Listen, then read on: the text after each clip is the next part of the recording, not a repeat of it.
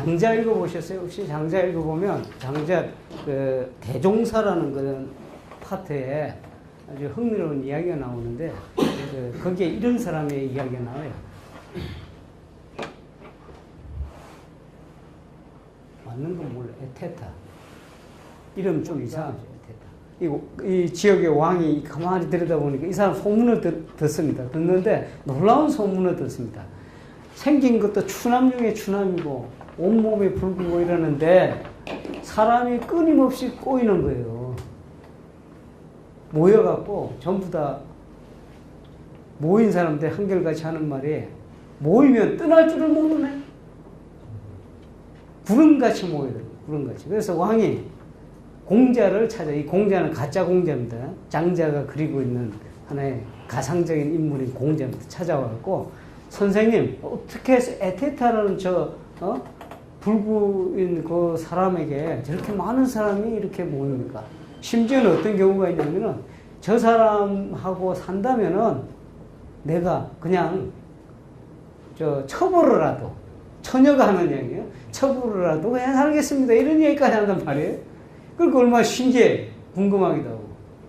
야, 목회가 이 정도 참 좋겠는데. 근데 이 왕이 그래갖고 이 질문을 하게 됩니다. 그랬더니 그 공자가 딱 한마디 말씀을 해요. 무슨 말씀 하냐면, 이게 참 중요한 얘기인데, 한마디 말씀인데, 거기에 도가 있다는 거, 도. 거기에 도가 있다는 거, 그 사람한테. 뭐, 딴 거 있는 게 아니고, 그게 있어서 모든 것이, 모든 사람들이 각인하면 저절로 녹아든다. 이런 이야기를 해요.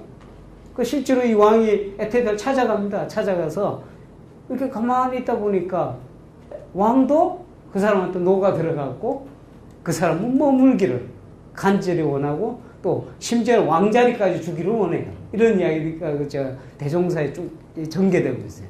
이 말씀 왜 드리냐면 우리 많은 분들이 많은 사람의 그 대상으로 목회를 하고 싶어하고 뭐 숫자를 안 따진다 해도 또 숫자 보면 또 숫자 갖고 비교도 하고 막 이런 일이 벌어지죠. 제가 가만히 보니까 뭐가 꼬이는 것, 많이 모이는 건 두 가지 중에 하나더라고요. 하나는 아주 고약한 냄새가 거기 있든지, 소위 이상한 거에 대해 똥파이 막 끼잖아요. 그것처럼. 그러든지, 아니면 진짜 좋은 게 있든지. 에테타 같은 경우는 도가 있다고 그랬거든요. 근데 제가 이 말씀 왜 드리냐면, 존 웨슬리 목회 가운데 존 웨슬리 보고 너 그렇게 사람이 모이는 방법이 뭐였느냐 묻는다면 한마디로 딱 답했을 거예요. 나는 기본에 충실했다. 기본에 충실했다. 그 기본이 뭐냐면 이때까지 우리가 디비니티라는 게 별게 아닙니다.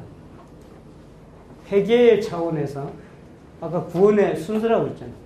쭉 가갖고 완전히 이러는 과정입니다. 다시 말해서 이거를 존 웨슬리는 하늘이라고 그랬고 하늘에 이르는 것이라고 그랬고 내가 하늘에 이르는 길을 알고 싶다는 게 존 웨슬리의 소원이었어요. 회개에서 여기까지 어떻게 여기까지 이르느냐. 적어도 목회자라고 그런다면 이 모든 과정을 명확하게 알아야 된다는 게 제 생각이에요.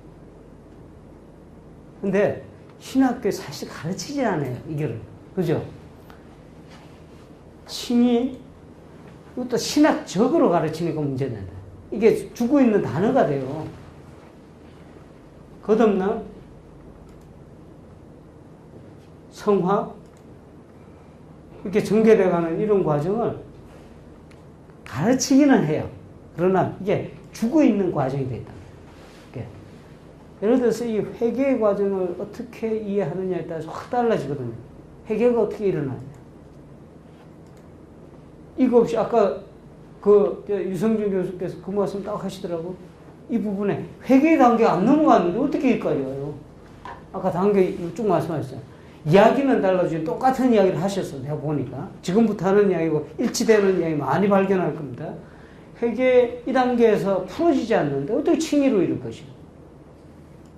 근데 목회자가 회개가 어떻게 일어나는지 이 프로세스에 대해서 언더스탠드가 이해가 없다고 그러면 칭의의 이 단계까지 어떻게 인도할 것이냐 하는 거예요. 이게 안 되니까 뭐가 되냐면은 무슨 프로그램을 만들어 자꾸 사람들 즐겁게 해주고 이런 일에 힘을 많이 기울이고. 엔트런스 포인트라고 하죠. 엔트런스. 사람들을 불러들이는 건 좋아요. 존 웨슬리도 어떻게 보면은, 필드 프리칭, 옥외 집회할 때 그런 거를 이런 쪽으로 썼으니까.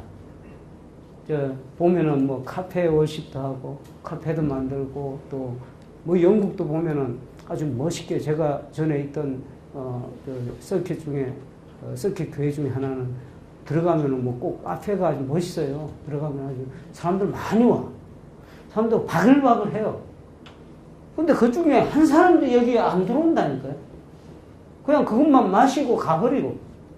그러면은 이거 아무 소용이 없다는 거예요. 엔트런스 포인트를 만들었으면 어떻게 회계에서 여기까지 이럴 것인가는 그 중요한 그 단계마다 이제 이해가 돼 있어요.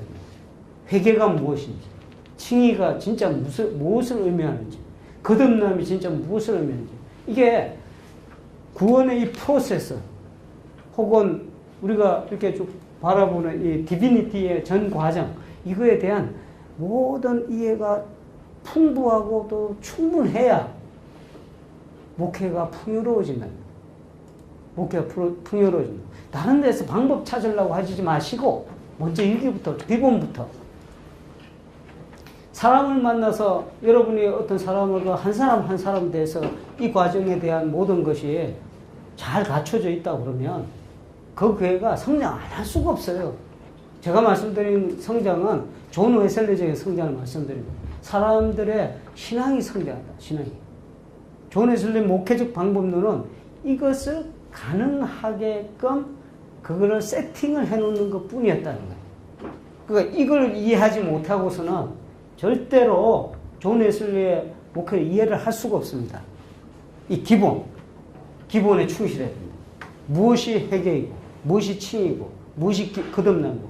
자, 이걸 위해서 나중에도 말씀드리겠지만 필연적으로 여러분이 꼭 리딩을 깊이 하셔야 되는 책들이 있어요. 그게 뭐냐면은 설교, 표준 설교 44편을 꼭 깊이 읽으시기 바래요. 그 안에 이 프로세스에 대한 얘기를 잘 해놨어요. 제가 이거를 44편 그 원문을 갖고 분석하고 이걸 따라서 이렇게 쭉 만들어 봤는데 너무 읽으려고 분석하려고 이렇게 쭉 진행하는 과정에서 너무너무 어렵더라고. 우선 지루해요. 그 18세기 영어가 또 이게 난해하고, 두 번째는 존 웨슬리 어법이 이게 사실 이게 재밌는 사람이 아니에요. 아주 지루한 느낌을 준다고. 아마 존 웨슬리 와서 강의하면 우리 다 잘 것 같아요. 근데 그거를 44편 중노동이었어요, 저한테는. 아주 어깨가 지금 뭐 이렇게 상당히 제 나름대로 보니까 무슨 병이 있는 정도로 어깨가 이렇게 맨날 이렇게 워드 작업을 하니까 어깨가 이게 편하지 않네요. 그거 하는 작업 중에 그랬어요. 44편 이게 참 어렵다. 그래서 근데 존 웨슬리가 하기는 A plain truth for plain people. 평범한 사람들을 위한 평범한 진리. 말은 이래놓고 영어가 돼 있으니까 얼마나 어려워요. 한국말로 좀 이렇게 해놨더라면 좋았을 텐데. 근데 다행히 요새 설교집이 번역됐잖아요.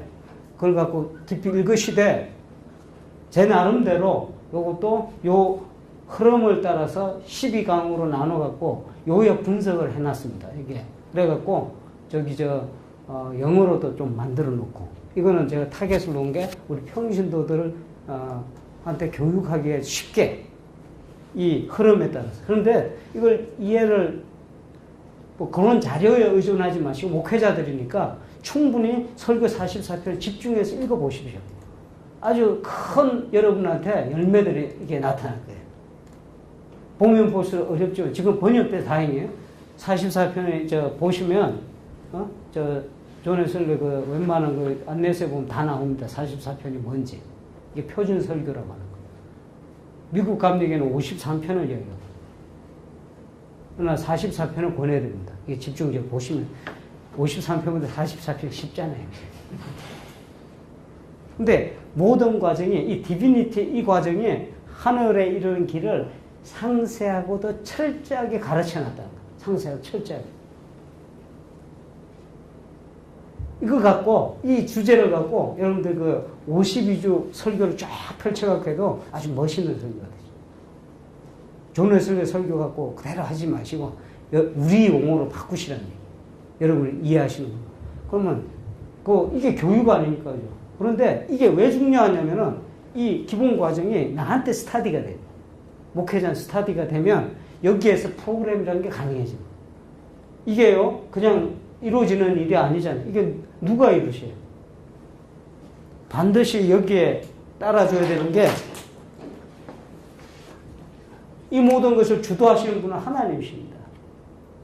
우리가 어떻게 해결을 이끌어요?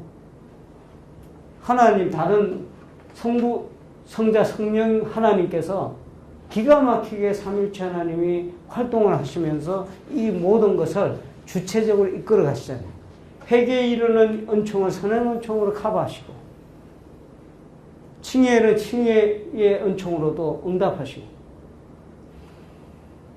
이게 하나님께서 주도하신다는 얘기. 이게 웨슬리의 핵심적인데, 주도하신다. 이 하나님께서 은총으로 주도해 나가는 거, 이 모든 거죠. 성령을 통해서. 성령을 통해서.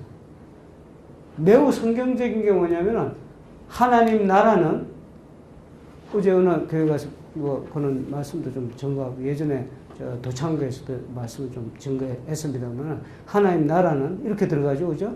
하나님 나라 가까이 있다. 회개하고 복음을 믿으라. 이 단순한 말씀이에요. 이 단순한 말씀이 바로 이 하늘에 이르는 길을 전체적으로 커버하고 있다니까요. 이거를 주도 면밀하게 연구, 이게 구원의 해부도입니다. 이거를 그냥 쉽게 넘어가시면 설교가 힘들어요. 여러분, 설교, 솔직한 심령 설교 힘들잖아요. 그런데 제가 하나 말씀을 드리면, 이걸 깊이 알면, 샘물을 깊이 파면 팔수록 여러분이 설교할 시간이 너무 많이, 뭐라고 합니까? 설교할 소재가 너무 많아져요. 왜 걱정하는지 이해를 못할 정도로. 이해 기본이 안 되면 남의 거 베끼기 시작해야 되고, 이게 피곤한 인생이 됩니다. 재미가 없어요. 그러나 이 프로세스를 완전히 이해를 하면 사람들을 돕는데 자신이 생겨요. 영적으로. 왜 그러냐? 이 프로세스를 이해하기 시작합니다. 하나님은 어떻게 역사하시고, 어떤 단계에서 어떻게 하나님께서 해주시고, 여기에 응답하는 우리의 응답이 뭐냐면은 믿음의 세계입니다. 믿음. 존에서는 이거 완전히 갖췄다니까요. 믿음이 여기에 하나님의 은총에 이렇게 응답하는 체계로, 리스폰스하는 그런 체계로 이루어져 있어요. 이 중심 줄기가 이렇게 가잖아요. 이렇게 흘러가는데 여기에 믿음의 모습으로 드러나요. 우리는 어떻게 응답하느냐? 믿음으로 간다. 이렇게 되어 있어요. 그 믿음은 고비마다 다른 형태로 드러나요. 칭의의 이전을 우리는 회개에서 칭의 사이의 믿음은 우리는 종의 믿음이다. 이렇게 나갑니다.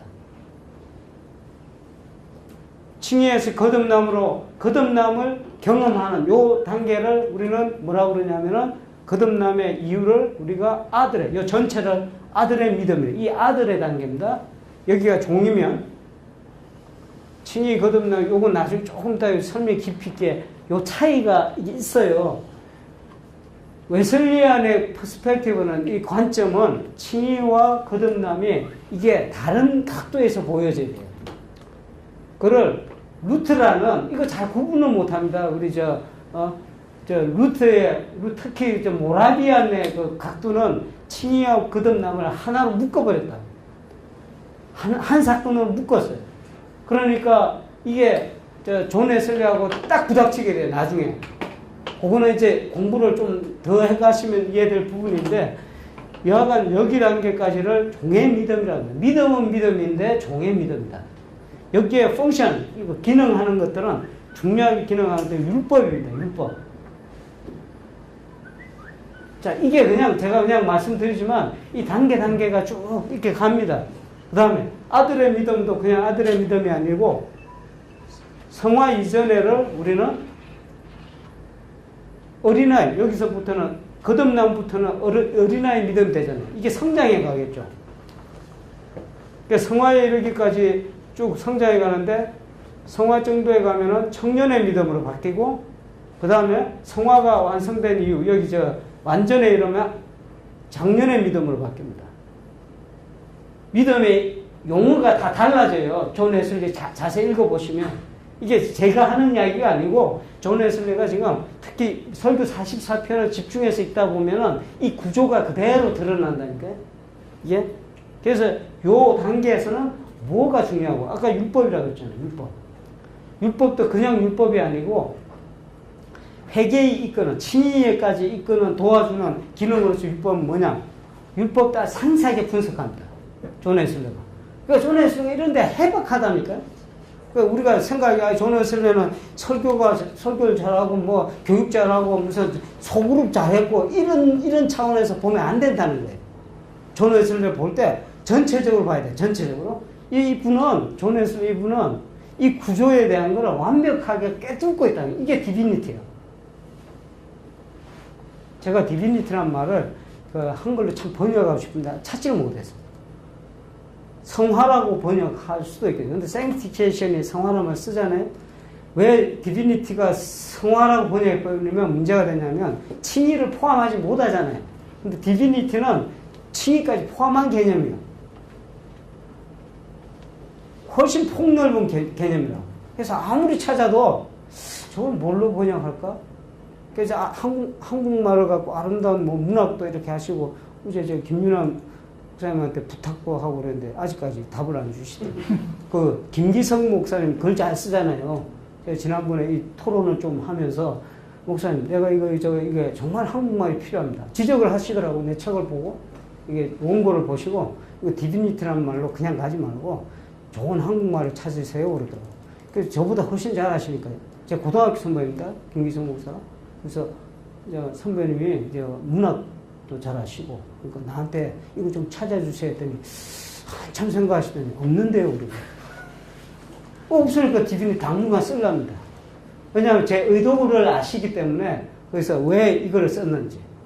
근데 이 전체 프로세스를 담을 수 있는 용어가 없더라고요. 지금 이렇게 종의 믿음, 청년의 믿음, 어린아이 믿음, 청년의 믿음, 이렇게 장년의 믿음, 이렇게 전개에 들어가는데 이 전개는 과정이 너무나 중요해요. 골격은 요거부터 이해하셔야 돼요. 구원의 프로세스. 그래서 뭐 신학자들이 오도 살루티스 이런 말 쓰죠. 그게 구원의 순서. 근데 저는 보기에 오더 피데이가 더 같이 가야 돼요. 존 웨슬리한테는 오더 살루티스만 이야기하는 게 아니고 믿음의 순서도 같이 이해가 돼야 이 전체가 이해된다.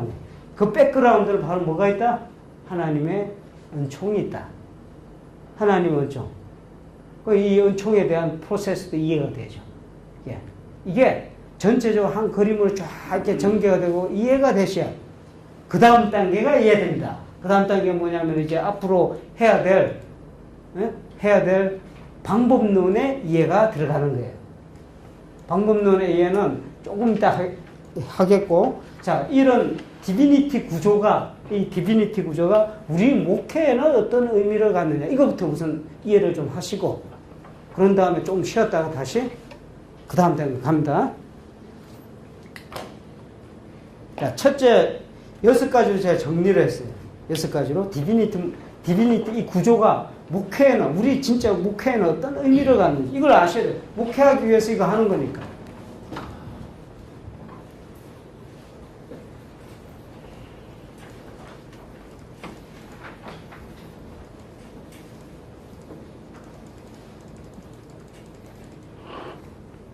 첫 번째는 스크립추얼입니다. 스크립추얼. 성경적이다.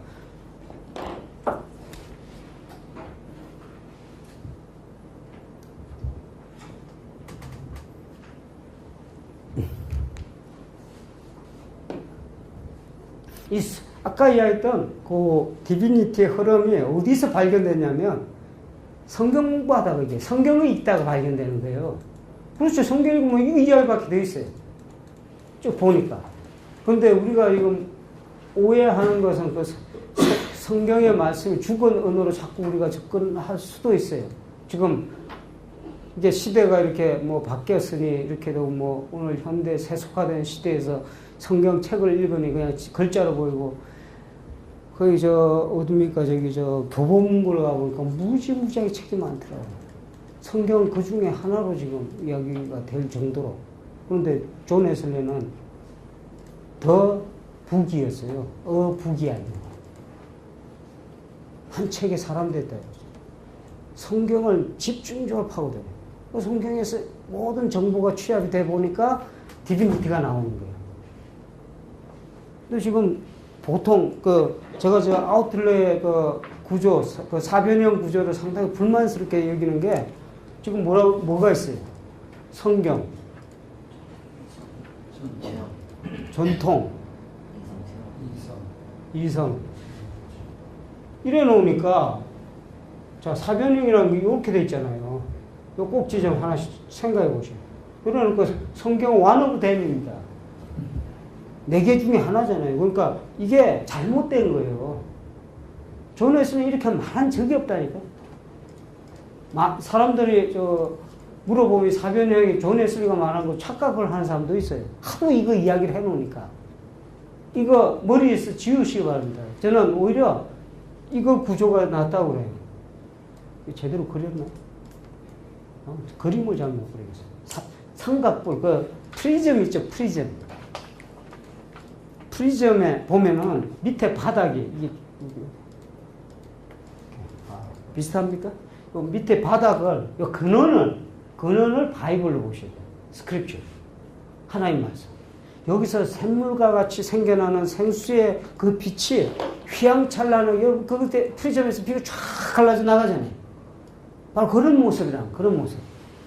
이런 전통 이성 체험은 이게 성경을 기반으로 한 이 성경의 깊은 내용들이 이렇게 회오리쳐 가면서 빛을 내는 겁니다. 이런 형태로 전통 안에서 이성 안에서 체험을. 이거 나중에 이게 또 아주 매력적이에요. 나중에 여러분 힌트를 여기서 찾으시면 목회에 무진장한 아이디어를 여기서 봤습니다. 근데 존 웨슬리의 출발점은 바로 성경의 사변형 중에 하나가 아니고 나머지 셋을 떠받치는 근원이었다 하는 생각 깊이 가지시기 바랍니다. 두 번째, 시간이 많지 않으므로 그냥 쭉쭉 가봅니다. 커넥션은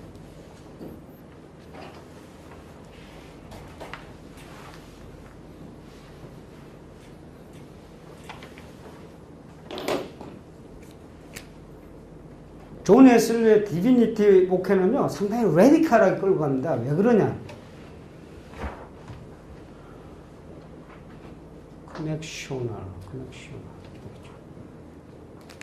저 번역할 게 연계적이라 이렇게 되는데, 자, 우리가 이거 상당히 극복하기 어려운 문제지만, 이걸 한번 생각해 보셔야 돼요. 목회를 한다 그러죠. 목회한다. 목사님들이 대부분 목사님, 전도사님 이제 목회를 해나갈 때 목회한다 그러잖아요. 여기에 한번 이게 전제가 되는 게 있어요. 목자가 있고 양이 있잖아요. 목회한다는 구조 속에. 그죠? 내가 목회한다고 했을 때. 돌보는 사람이 있고 돌봄을 받는 사람이 있고. 근데 여기에 큰 어려움이 있어요. 목회적으로. 진짜 목회를 해나가려고 그럴 때. 그의 전제는 뭐냐면 목회자들은 이미 다 된 사람이라는 전제가 있어요. 나는 더 이상 목회 대상이 아니잖아요. 목회하는 사람이죠. 그렇죠? 그러다 보니까 어떤 문제가 따르냐면 목회적 부담을 지게 돼요. 목회자. 정말 내가 퍼펙트하면 괜찮아요. 근데 다 연약한 우리 목회자 아니에요. 여기 뭐 있는 분들이 나도 실수할 수 있고 다 이렇게 그런 부분들이 있잖아요. 존 웨슬리의 목회 강점은 절대로 이 이원적 구조가 존재하지 않아요. 하늘 가는 길을 나도 가는 거예요. 그죠? 목회자도 가고 있다니까. 목회자한테 언제 예수님이 우리 주님이 그렇게 했어요. 너 개런티 했다고 했어요. 하늘나라가 네 것이라고 개런티 해준 적이 있어요? 아니다 말이에요. 우리도 목자는 정확하게 성경적 의미에서 목자 예수님 한 분밖에 없어요. 우리 다 주님의 양 아닙니까? 이 겸손한 이 마음에서 출발할 필요가 있다는 거예요. 우리가 이 구원의 길을 우리 자신이 이렇게 쭉 해나가다 보니까 깨달음이 많아지고, 아하, 이게 하늘 가는 게 이렇게 기쁜 일이구나. 하늘 가는 길에 동반자들이 생기는 거예요. 이게 교회, 나중에 교회로 나옵니다. 이게 포메이션이 확 바뀌는 거예요, 이게. 그래서 지금도 영국에는 그 잔재가 남아있어요. 로컬 프리처라는 게 있습니다. 로컬 프리처.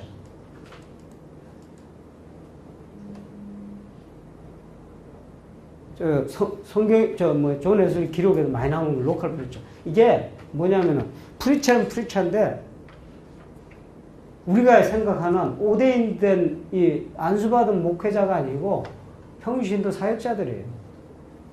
이 사람도 지금도 있어요, 지금도. 지금 제가 말씀드렸잖아요.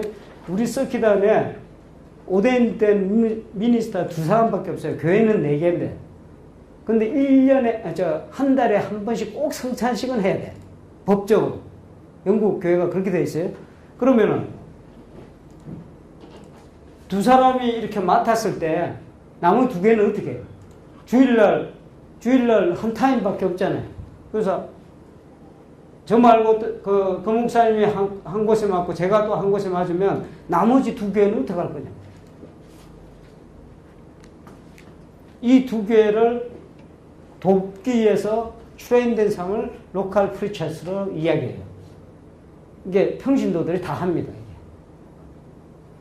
근데 이게 지금은 이게 이상한 구조로 지금 목회자를 돕는 구조로 이렇게 돼 있지만 존 웨슬리 당시에는 대단히 파워풀한 집단이었어요.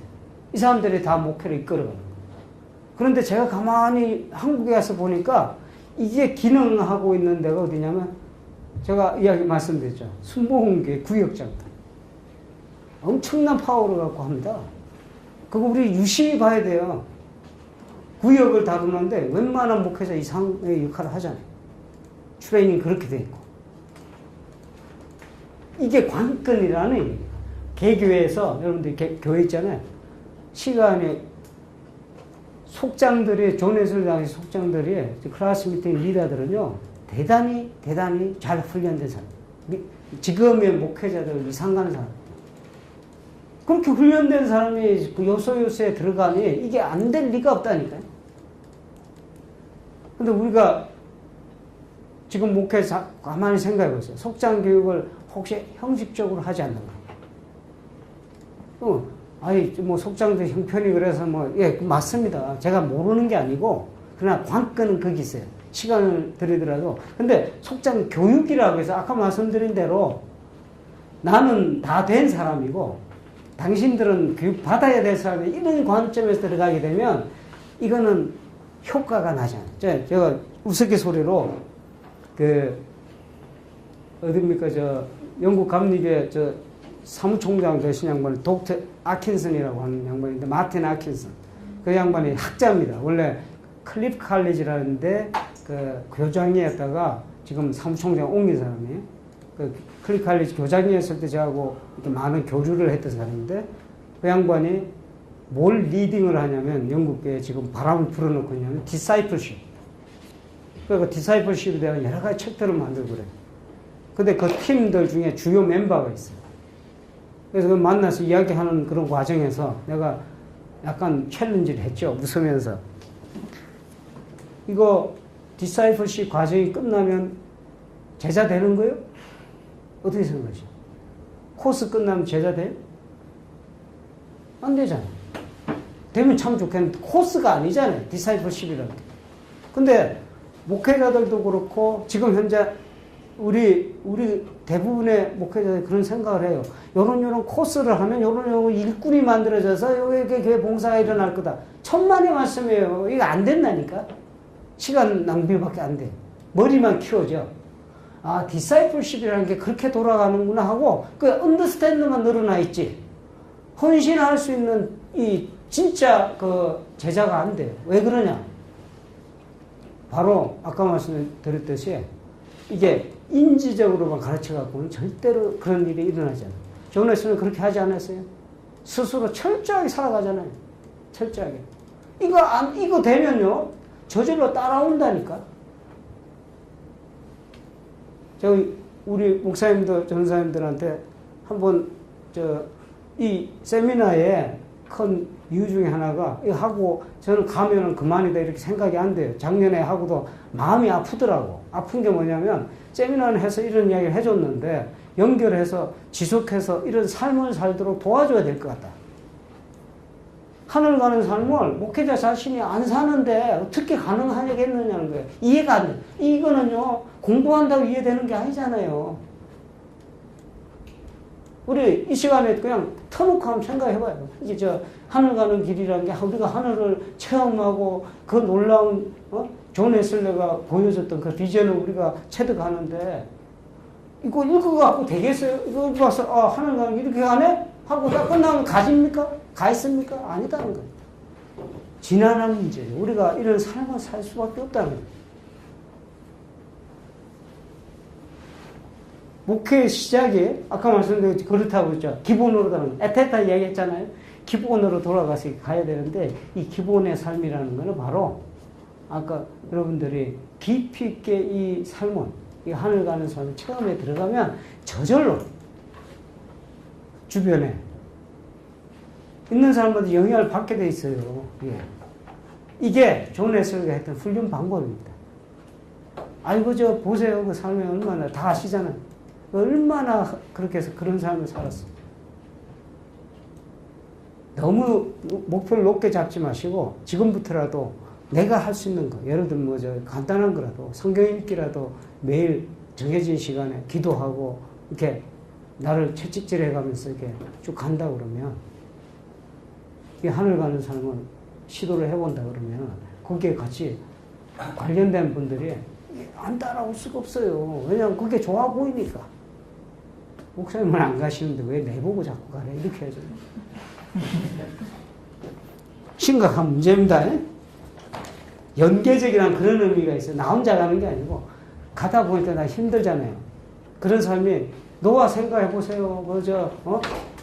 멀쩡한 하늘에 홍수가 내리니 배 만들려고 하니 말이요. 거기서 큰 배 만들고 뚝딱뚝딱 지나가는 사람마다 좀 미친놈 이럴 거 아니에요.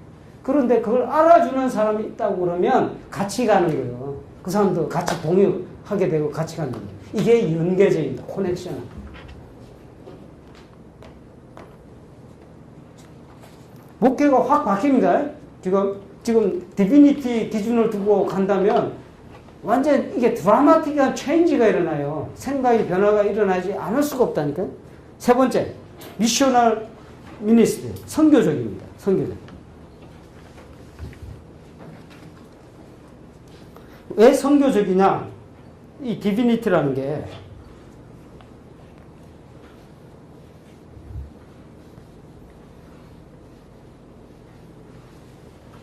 나중에 여러분 보시겠지만 이 완전으로 진행되는 이 일들이 이 퍼펙션 이 자체가 아까 하나님을 사랑하고 이웃을 사랑하고 이렇게 나가죠.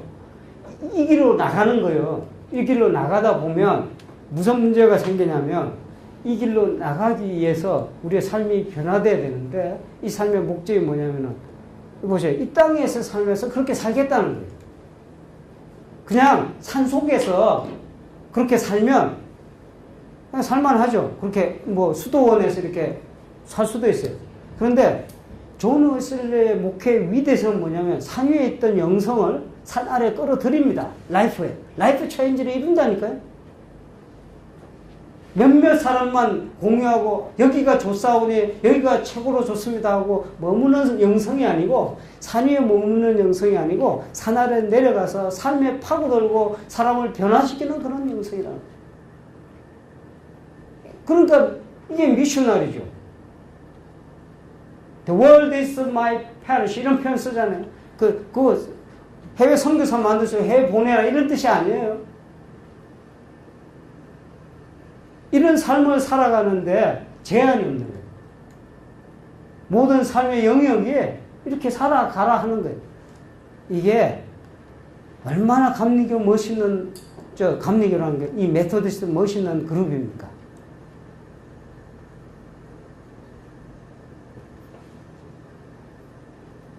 몇 사람만 인조이하는 그런 영성이 아니고 고통받는 산 아래의 사람들, 지금도 아파하는 사람들과 함께 더불어서 가겠다. 나 혼자 가는 하늘 가는 삶이 아니고 같이 더불어 가겠다. 이게 미션입니다. 이게 하늘 가는 삶입니다. Cultivating Mission, Ministry, 양육적 목회.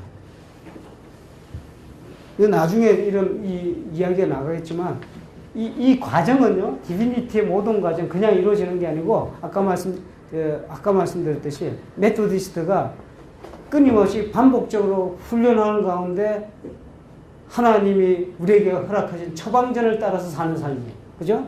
이게 메토디스트입니다. 이 훈련이 필요하다. 디스플린이 필요하다. 하늘 가는 삶이 그냥 됩니까? 한 번 살고 그냥 끝나는 게 아니잖아요. 지속적으로 연습하고 또 연습하고 또 연습하고 실패하면 넘어지면 다시 일어나서 또 가고 또 요거 안 되는 건 또 수정하고 이렇게 하면서 내가 나 자신을 다듬어가면서 이렇게 갈 때 하늘 가는 삶이 완성되어서 완전에 이르는 거예요. 이렇게 쭉 가는 겁니다. 믿음에서 믿음에 이르고 완전히 완전에 이르기까지 최선을 다해서 사는 사람. 성장해가는 삶. 양육적인 목회입니다. 스톱이라는 게 없어요. 메토디스트한테 스톱이 없습니다. 내가 다 이루었다 이런 게 없다니까요. 그런데 교인들 요즘 이렇게 가만히 보면 다 이루어서 더 잘하라. 귀만 이만큼 하고 믿음으로 구원 얻는다며 이렇게 이야기해요. 그럼 믿음이 언제 스톱되라고 했어요? 믿음이 성장해요. 아까 믿음이 쭉 성장됐잖아요. 종의 믿음에서 아들 믿음 나아가고 이런 게 나아가는 거예요. 나아가는 거. 전진해 가야 되는데 또 걸려갖고 제자리 스톱돼갖고 말입니다. 나가지 않으면서 마치 자기가 다 이룬 것처럼 완전히 이룬 것처럼 그렇게 행동해요. 실제로 존에서는 크게 경고합니다. 그런 사람. 저는 개인적으로 그런 사람 믿음병에 걸렸다 이렇게 얘기해요. 그거 지독한 병입니다. 그거 못 고쳐요.